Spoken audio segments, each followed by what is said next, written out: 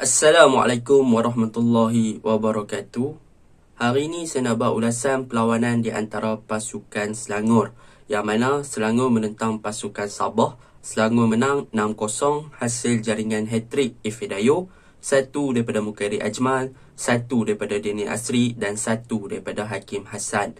Sebelum perlawanan, pada beberapa season yang lepas ada viral tentang satu ayat ni daripada bekas pemain Selangor sendiri.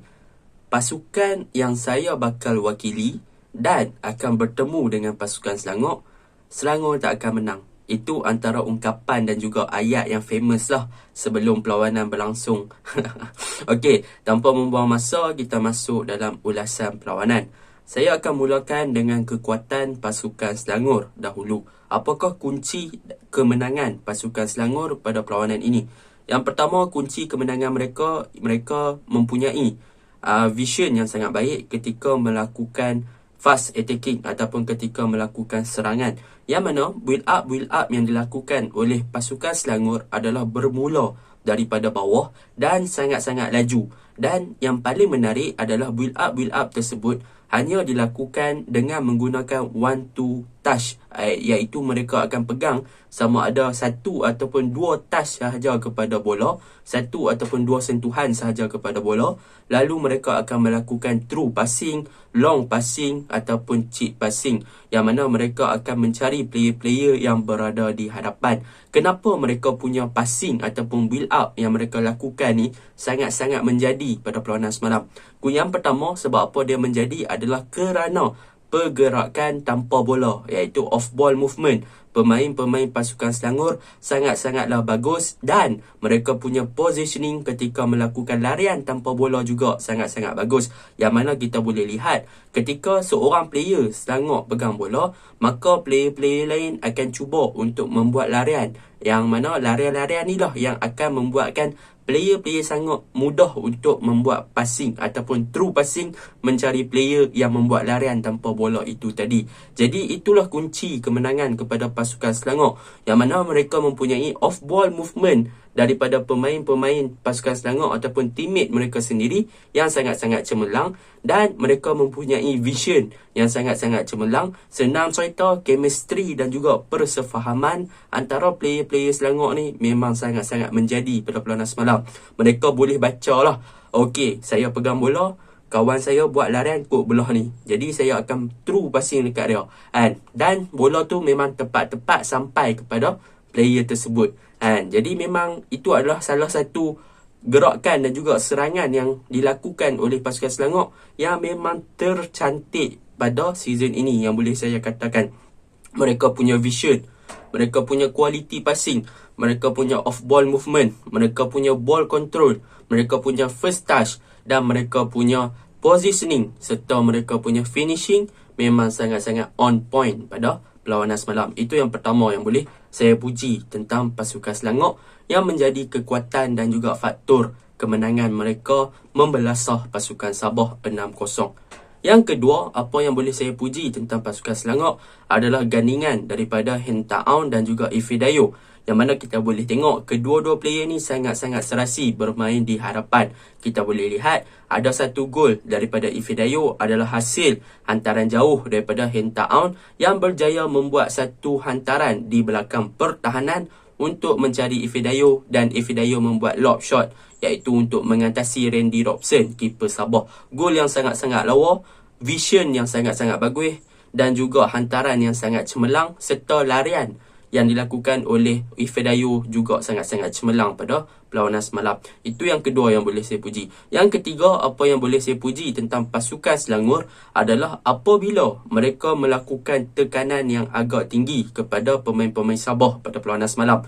Kita boleh lihat untuk gol Mukairi Ajmal dan juga gol pertama pasukan Selangor, iaitu yang dijaringkan oleh Ifedayo, adalah hasil daripada tekanan yang diberikan oleh pemain-pemain Selangor, yang mana mereka tidak menunggu sahaja pemain-pemain Sabah untuk build up. Mereka menekan pemain-pemain Sabah sehingga pemain-pemain Sabah melakukan mistake. Kita boleh tengok gol pertama pasukan Selangor, Azizan Nordin membuat mistake apabila dia tiada choice nak passing dekat mana. Sebab apa? Sebab pemain-pemain Selangor dah pressure dan marking pemain-pemain Sabah, jadi dia nak buat back pass. back pass yang dilakukan tak berjaya apabila Ifedayo berada dalam kedudukan yang betul untuk mencuri bola tersebut. Dan gol Mukairi Ajmal yang mana kita boleh tengok pemain Sabah juga buat back pass dan cuba untuk mengembalikan bola ke hadapan, tetapi disebabkan tekanan yang diberikan oleh Mukairi Ajmal yang tak berhenti berlari, berjaya mendapatkan bola lalu melakukan larian solo menjaringkan gol.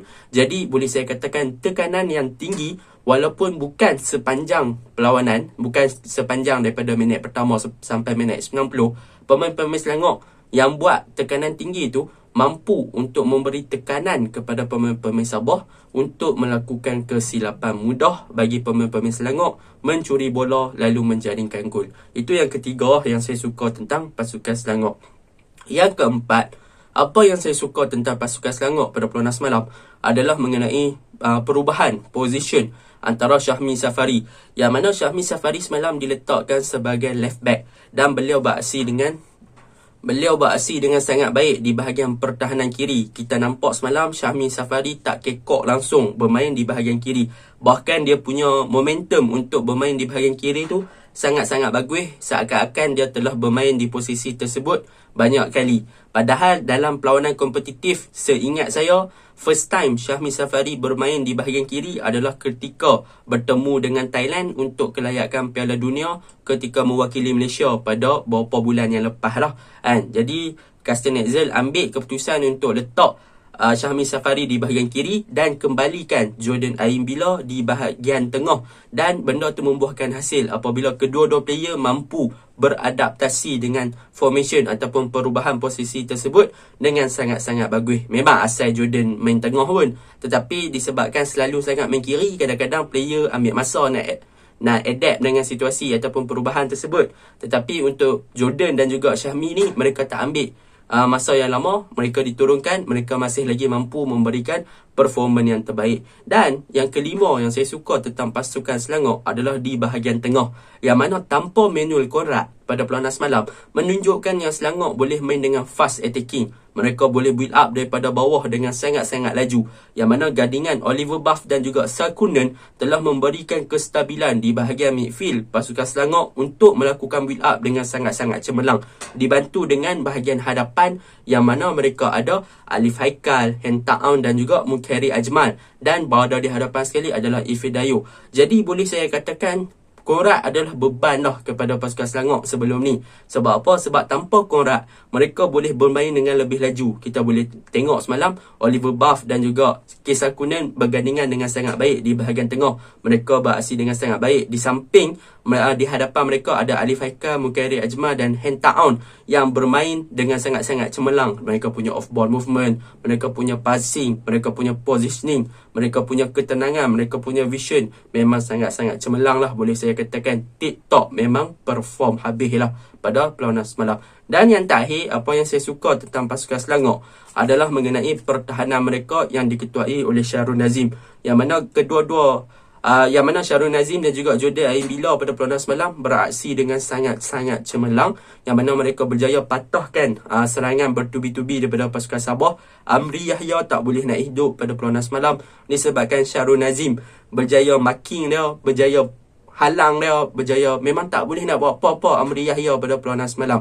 Jadi memang sampai Amri Yahya nak tabuh lah, nak main kotak lah, nak tackle Syahrul Nazim semalaman, disebabkan kekentalan yang ditunjukkan oleh Syahrul Nazim dan juga Jordan Aimbila di bahagian pertahanan. Itu antara komen yang boleh saya bagi untuk pasukan Selangor. Okey, kita masuk kepada pasukan Sabah. Saya akan mulakan dengan kelemahan pasukan Sabah. Kelemahan pasukan Sabah yang pertama adalah di bahagian pertahanan, yang mana bahagian pertahanan pasukan Sabah semalam mereka sangat-sangat tidak berdisiplin, mereka tak organize, mereka tak tersusun, bahkan mereka punya compactness pun kurang, bahkan mereka boleh dikatakan hilang fokus daripada minit pertama perlawanan lagi, yang mana mereka tidak menjaga ataupun tidak marking player-player Selangor ketika Selangor cuba untuk build up daripada bawah. Yang mana kita boleh lihat pemain-pemain Sabah banyak memberi ruang kepada pemain-pemain Selangor untuk berada dalam space yang selesa dan juga tidak dimarking, dan pemain-pemain Selangor yang lain juga pemain-pemain Sabah memberi pemain-pemain Selangor yang lain banyak ruang untuk melakukan off-ball movement yang sangat-sangat bagus lah. Disebabkan itulah Selangor boleh main dengan attacking yang sangat laju, through passing, off-ball movement yang menarik. Sebab apa? Sebab defense Selangor dan juga midfield Selangor patut isu. Defensive midfielder tak boleh nak buat kerja dengan baik, yang mana mereka tak boleh marking, mereka tak boleh close space, mereka tak jaga player-player Selangor dengan baik. Jadi banyak ruang-ruang kosong yang ada berjaya dimanfaatkan oleh pemain-pemain Selangor untuk melakukan through passing dan juga menerima hantaran daripada pemain-pemain ataupun rakan-rakan mereka sendiri pada perlawanan pertama. Itu kelemahan Sabah yang pertama. Kelemahan Sabah yang kedua adalah mengenai bahagian midfield mereka, iaitu yang diketuai oleh Azizan Nordin, yang mana pada perlawanan semalam boleh dikatakan midfield Sabah tak beberapa hidup. Mereka kehilangan Levi Madinda yang mewakili Gabon untuk international punya match kelayakan FIFA, dan mereka kehilangan Sadir Ramdhani di bahagian sayap. Jadi memang mereka merasai kehilangan tersebut. Mereka tak boleh untuk create game, mereka tiada perancang utama, mereka tak ada kreativiti di bahagian tengah untuk melancarkan serangan. Sebaliknya memang Sabah berfokuskan kepada direct football, iaitu mereka dapat bola, mereka hantar pergi hadapan, mereka hantar bola pergi depan, mereka mencari Amri, mereka buat macam tu je, lambung bola, ataupun mereka bawa bola pergi depan, mereka shoot. Jadi tiada kreativiti, tiada corak permainan yang ditunjukkan oleh Sabah, melainkan direct football sahaja. Itu kelemahan paling ketara lah untuk pasukan Sabah pada perlawanan semalam.